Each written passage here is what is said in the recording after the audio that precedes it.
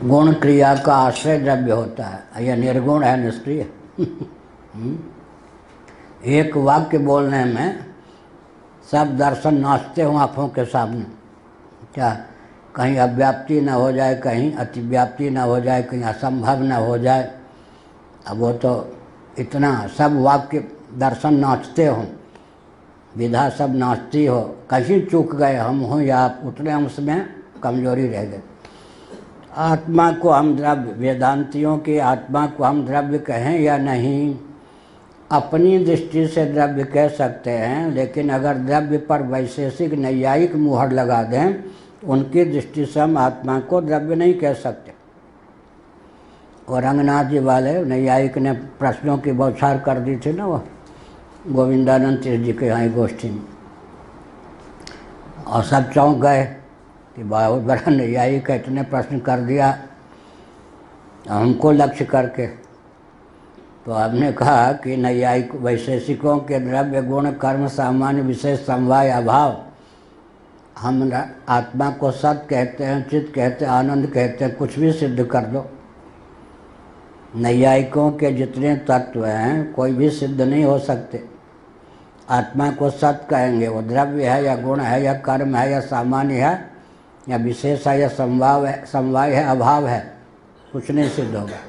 आत्मा को हम ज्ञान कहेंगे, उनके यहाँ ज्ञान गुण हो जाएगा, हमारे यहाँ तो गुण ज्ञान, विज्ञानम ब्रह्म, विज्ञानम ब्रह्म। उनकी दृष्टि से विचार करें तो हमारा जो ज्ञानम ब्रह्म है वो न द्रव्य सिद्ध होगा, न गुण, न कर्म, न सामान्य, न विशेष, न समवाय, न भाव। आनंदम ब्रह्म, आनंदो ब्रह्म जब हम कहेंगे तो हमारे तो सच्चिदानंद ही लाकर या केवल ब्रह्म ला के रख दो, इनकी सारी योग्यता वहीं धस हो जाएगी। ब्रह्म तत्व तो है, लेकिन इनके जितने पदार्थ हैं भाव और अभाव, कुछ भी वो सिद्ध नहीं होगा। तो हो गया ना, तो अब सब मुंह देखने लग गए। केवल सत, केवल सत कह दें तो उनके यहाँ तो सत को क्या कहेंगे, सत्यम ब्रह्म। न द्रव्य कह सकते, क्योंकि हमारे यहाँ जो ब्रह्म है वो निर्गुण और निष्क्रिय है। आपके यहाँ जो गुण और क्रिया का आश्रय होगा उत्पन्न द्रव्य, क्षण भर निर्गुण निष्क्रिय होगा, अपना अस्तित्व लाभ करेगा, फिर गुण और क्रिया करके उसमें उत्पन्न द्रव्य में बैठ जाएंगे। और जो नित्य द्रव्य हैं उत्पन्न नहीं है, उनमें तो कम से कम 5 सामान्य जो गुण हैं वो तो रह ही लेंगे। शब्द गुण हटा दीजिए, विशेष गुण होता है, बाकी जो 5 गुण हैं सामान्य वो तो आत्मा तक भी पहुंच जाएंगे, माने किसी पहुंच ही सकते हैं।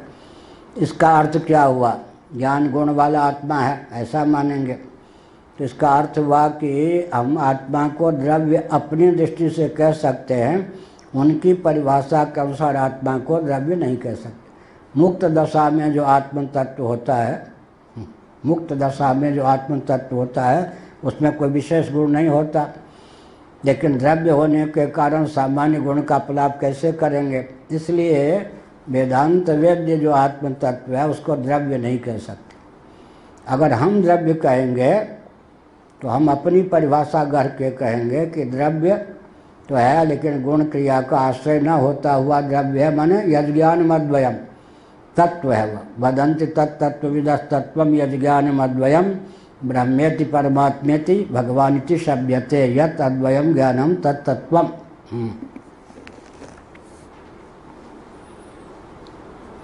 कार्यांतरेपि तो हो गया ना। अब की कितनी बात हुई, कार्यांतर की उत्पत्ति होने पर भी पूर्व जो कार्यांतर कहे गए दृष्टांत में, वो कार्यांतर होते हुए भी कारण सिद्ध हो जाते हैं। पूर्व कार्यांतर अपने अस्तित्व को बनाए रखने के कारण वो कारणांतर भी हैं, मध्यवर्ती कारण हैं। तो कौन चीज़ रह गई, चरम कार्य भी रह गया। उस चरम कार्य के पूर्व जितने अवान्तर कार्य थे वो रह गए, इसलिए उनकी सबकी कारण संज्ञा हो गई। फिर प्रपंचोत्पादनी शक्ति भी रह गई। कुछ लोग मानते हैं, पंचदशी कार ने भी लिखा कि घट उत्पन्न होने के बाद घटोत्पादनी शक्ति रहती है या नहीं। तब पंचदशी कार ने विचार किया, उत्पत्ति के पूर्व जिसका नाम शक्ति है, उत्पन्न हो जाने पर उसका नाम कार्य। दृष्टांत में घट की उत्पत्ति हो जाने के बाद घटोत्पादनी शक्ति का विलोप हो जाता है या घटोत्पादनी शक्ति रह जाती है?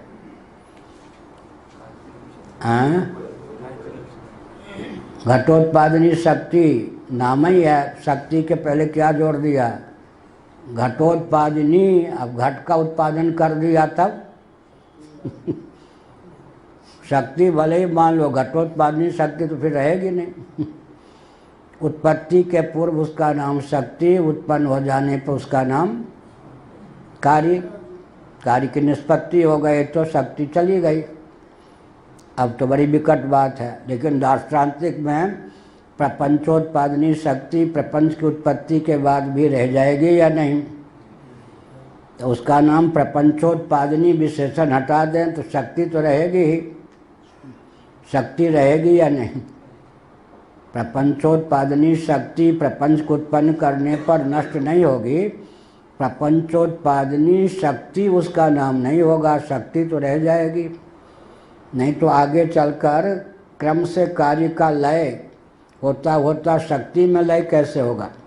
अब वो कहते स्निग्धता है, अब स्निग्धता तो समाप्त हो जाएगी, घट सूख गया, घट की उत्पत्ति हो गई। तो पंचदशी कार ने कहा कि उत्पत्ति के पूर्व जिसका नाम शक्ति है, उत्पन्न हो जाने पर उसी का नाम कार्य है। उससे ध्वनित होता है कि मानो शक्ति रह ही नहीं जाती।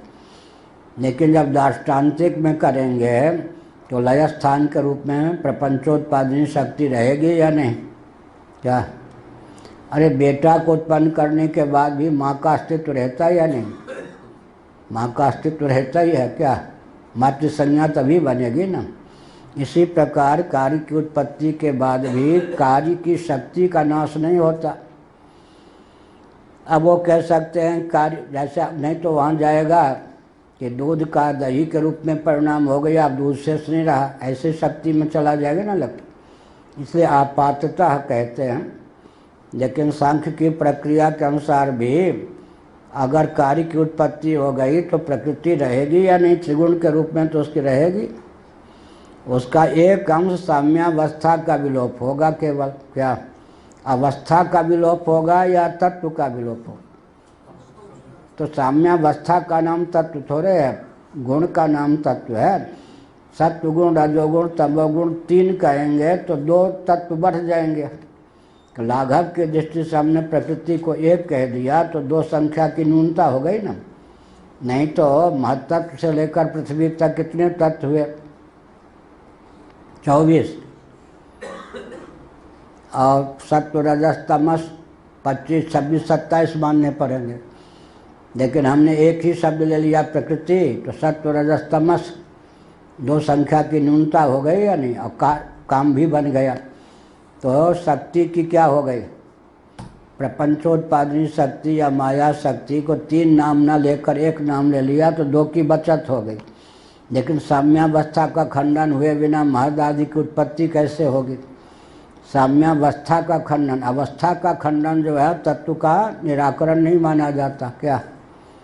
अवस्था का खंडन, अवस्था का लोप हो जाने पर तत्व का लोप थोड़े माना जाता। ऐसे मिट्टी की अवस्था का लोप होगा या मिट्टी का लोप होगा? अवस्था माने आकृति विशेष, अवस्था का लोप होने से जागर का लोप, स्वप्न का लोप, सुषुप्ति का लोप, लेकिन वास्तव में अवस्था का लोप हुआ। ऐसे कार्यांतरेप्यनुवृत्ति दर्शनात् कार्यांतरात्मना भावाच्च इत्यर्थः। कार्यांतर में भी अनुगति अनुवृत्ति दर्शन है, इसलिए कारण की अनुवृत्ति कार्यांतर में भी होती है। दर्शनात् माने परिलक्षित है, इसलिए कार्यांतरात्मना भावात्, तो कार्यात्मा के रूप में उसका भाव नहीं है, भाव ही है। अब कार्यांतर के रूप में परिलक्षित है, उससे तादात्म्यपन्न होकर घुल मिल कर यह हुआ। अन्वयी द्रव्यस्यैव कारणत्वे फलितमाह तस्मादिति। तस्मात् पिंडाद्युपमर्दे कार्योत्पत्ति दर्शनम अहेतु प्रागुत्पत्ति कारणसत्वे, यह कहते अन्वयी द्रव्य ही कारण है, यह फलित हुआ।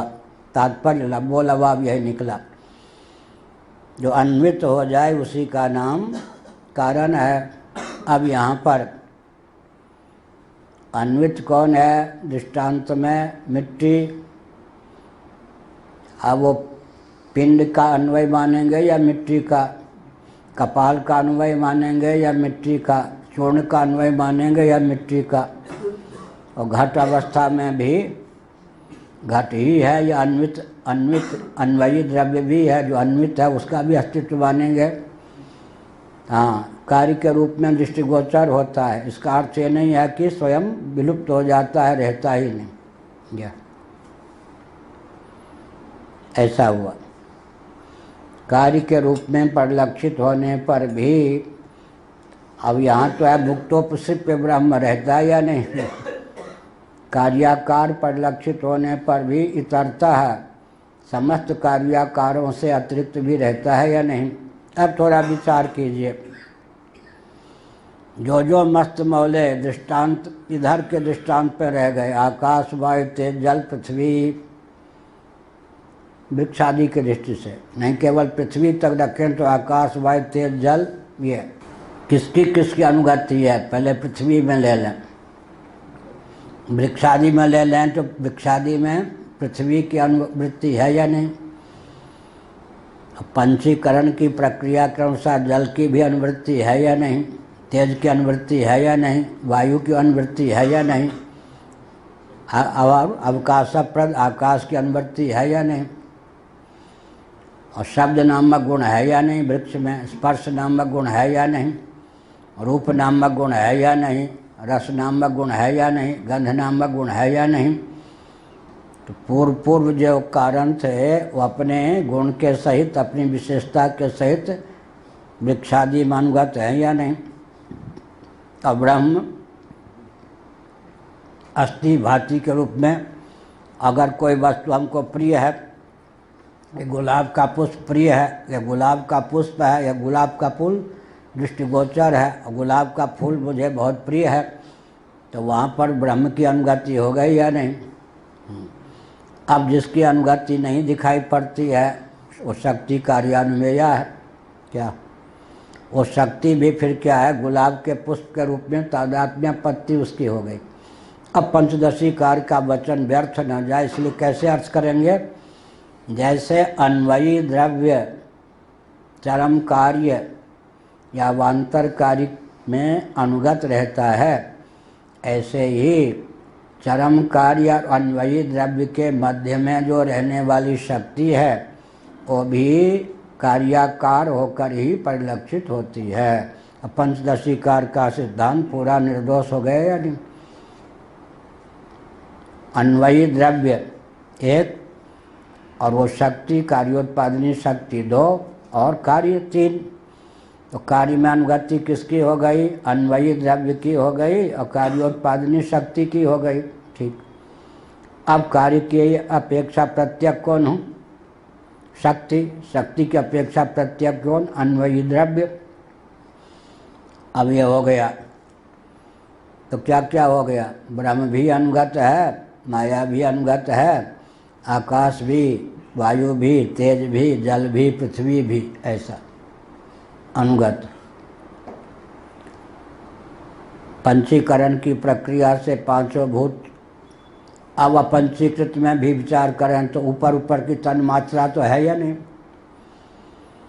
अब जो प्रकृति है, शक्ति को लेकर विचार करें तो शक्तिमान जो है, घटोत्पादनी शक्ति जो रहेगी वो मिट्टी में रहेगी ना, तो मिट्टी से तादात्म्यपन्न होकर घटोत्पादनी शक्ति रहेगी, या घटोत्पादनी शक्ति से तादात्म्यपन्न होकर मिट्टी रहेगी?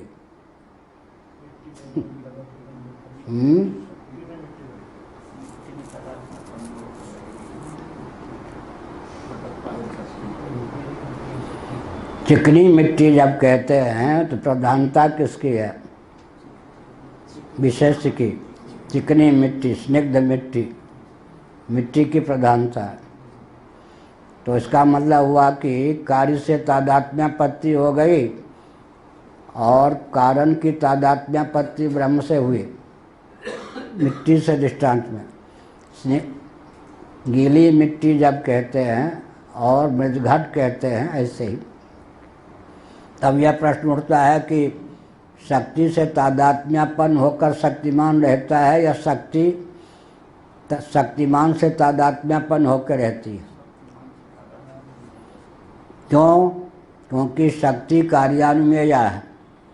अगर शक्ति कार्यान्वयया न होती तो शक्ति दृष्टिगोचर होती, शक्तिमान ब्रह्म दृष्टिगोचर नहीं होता। या शक्तिमान जो भी पदार्थ हो, शक्ति कार्यान्वयया है तो दृष्टिगोचर नहीं है। तो शक्ति जब दृष्टिगोचर नहीं है और कार्य की निष्पत्ति नहीं हुई है तो शक्ति किससे तादात्म्यपन्न होकर रहेगी? अपने कार्य से। या कार्य की उत्पत्ति नहीं हुई है तो किससे? अपने आश्रय शक्तिमान से तादात्म्यपन्न होकर रहेगी। तब अब क्या हुआ सार?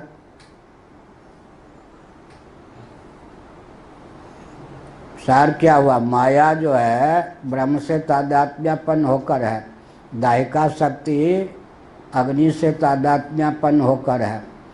और जब दाह की प्राप्ति होती है उस समय क्या होता है? उस समय जो है आग अंगार से तादात्म्यपन्न है या अंगार आग से तादात्म्यपन्न है।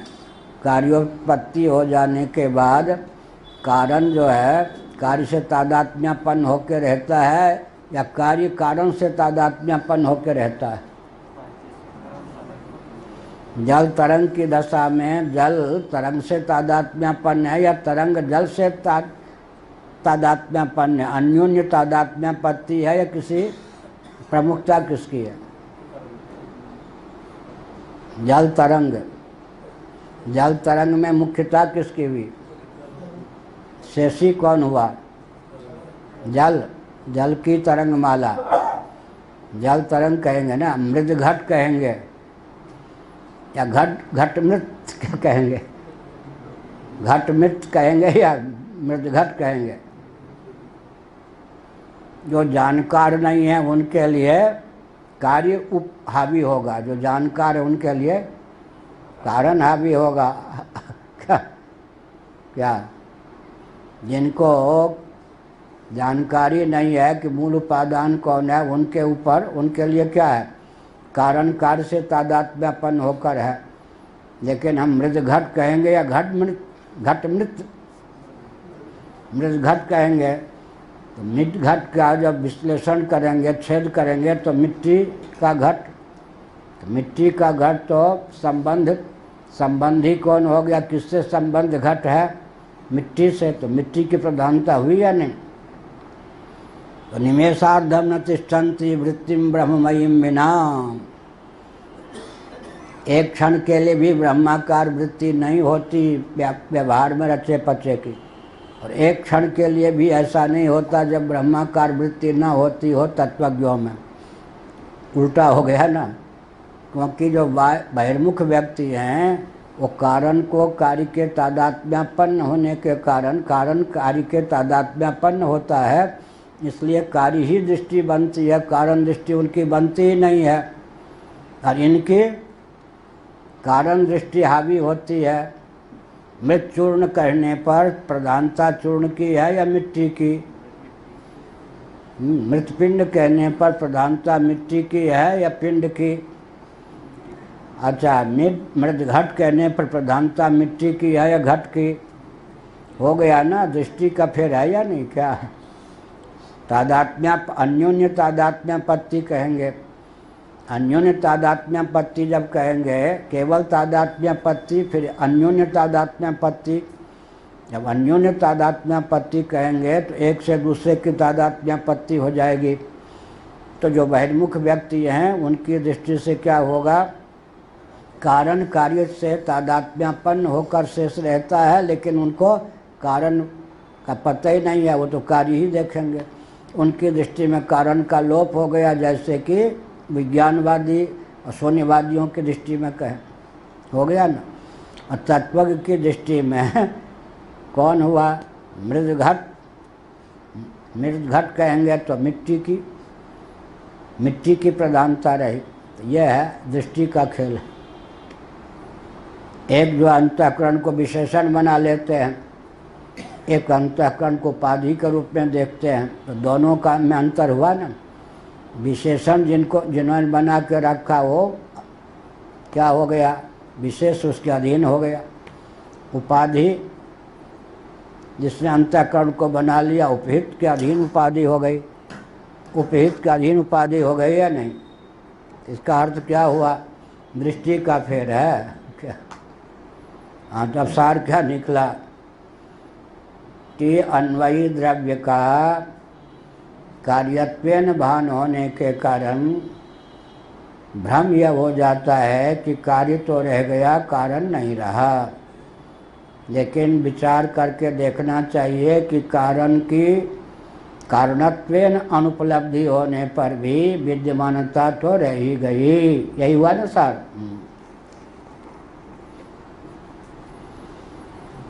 कार्यांतरेप्यनुवृत्ति दर्शनात् कार्यांतरात्मना भावात्। अब कार्य रूप से है वो विद्यमान है। अब अंतर है, कार्य रूप से विद्यमान है तो कार्य ही विद्यमान है ये नहीं कह सकते। भाषा का बड़ा खेल होता है। कार्य रूप से विद्यमान है तो इसका मतलब कारण नहीं ही है, कार्य ही विद्यमान है ऐसा नहीं कह सकते। कार्य रूप से विद्यमान है मतलब कार्याकार परिलक्षित है। बूंदाकार जल या जलाकार बूंद, अज्ञों की दृष्टि में जलाकार बूंद या बूंदाकार जल, अज्ञों की दृष्टि में बूंदे बूंद, मध्यवर्ती की दृष्टि में बूंदाकार जल, उत्तम दृष्टिवाद की दृष्टि में जलाकार बूंद। जल के आकार को प्राप्त जल ही बूंद के रूप में परिलक्षित है, और ये कहेंगे बूंद ही जल के रूप में परिलक्षित है और जल ही बूंद के रूप में परिलक्षित है। दोनों कहने पर बलि किसकी हुई? एक चाकू पे खरबूजा गिरे तो खरबूजे पर चाकू गिरे तो बलि किसकी होगी? मैथिली में कहावत, चाकू पे खरबूजा, हिंदी में भी है, चाकू पे खरबूजा गिरे तो खरबूजे पे चाकू गिरे तो बलि किसकी होगी? तो बूंदाकार जल और जलाकार बूंद दोनों में बलि किसकी होगी? बूंद की। लो हाँ, ऐसा।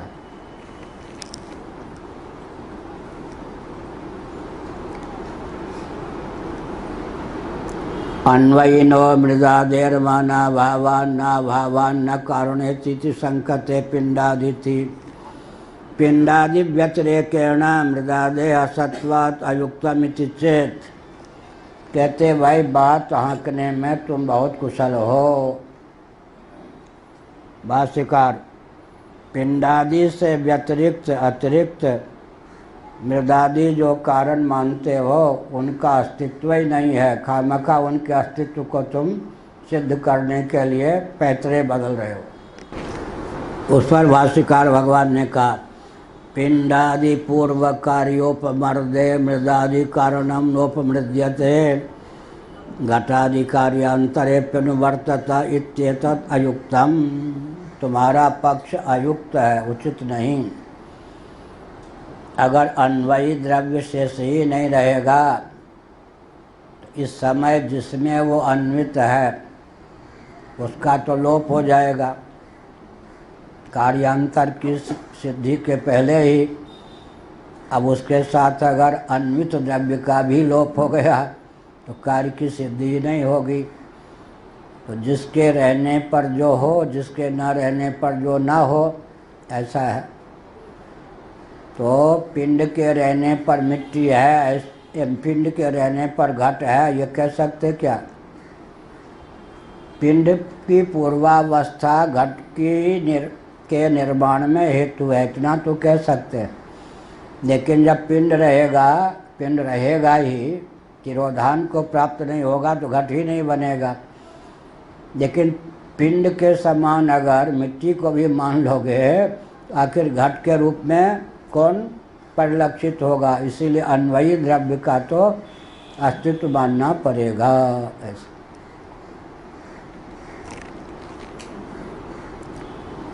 अन्वयिनो मृदा देहमाना भावे न अभानान अभावान न कारणता। अन्वयी द्रव्य मिट्टी आदि की विद्यमानता में कोई प्रमाण तो है नहीं। इसका उत्तर दे दिया भाष्यकार भगवान ने पिंडादि व्यतिरेकेण।